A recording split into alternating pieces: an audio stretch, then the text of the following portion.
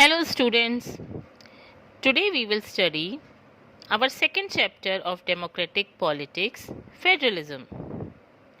In your first chapter, you have studied about two stories, Belgium and Sri Lanka, and in Belgium, you have studied that they have divided their powers into central government, state government and community government.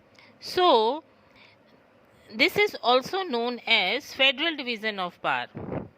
So, if I am giving you the definition of federalism, that is, that federalism is the system of government in which power is divided between the central authorities and various constituent units of a country. So, we can say that there are at least two levels of government. Both these levels of government enjoy their power. One is the government for the whole country and second is the government for the levels of states or provinces. Now we will talk about some features of federalism. First, there are two or more levels or tiers of government.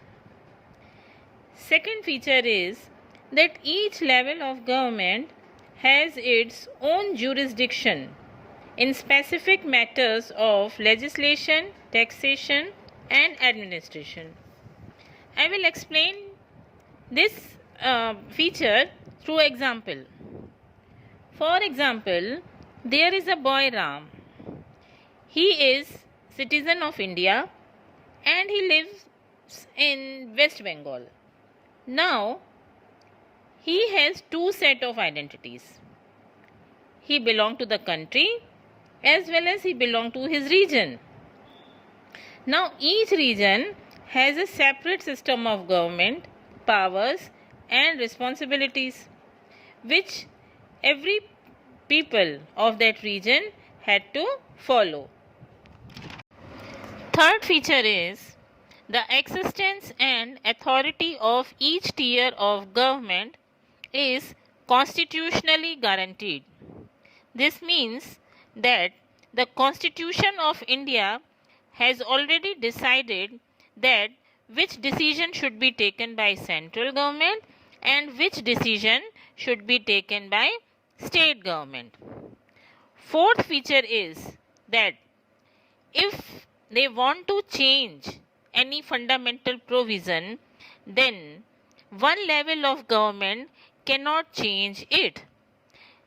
Such changes require the consent of both the levels of government.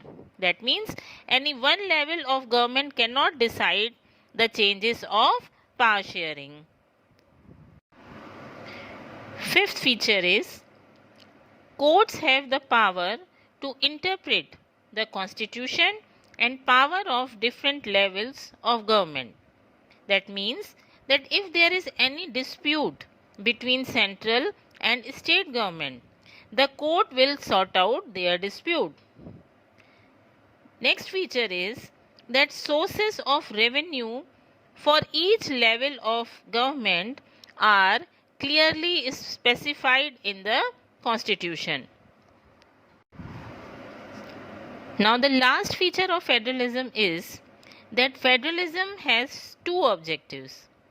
First objective is that they have to safeguard and promote the unity of the country. Second is to accommodate the regional diversity. That means main objective of federal system is to safeguard the country and to promote unity, and they should also respect the diversity of the country. That's all for today. Thank you.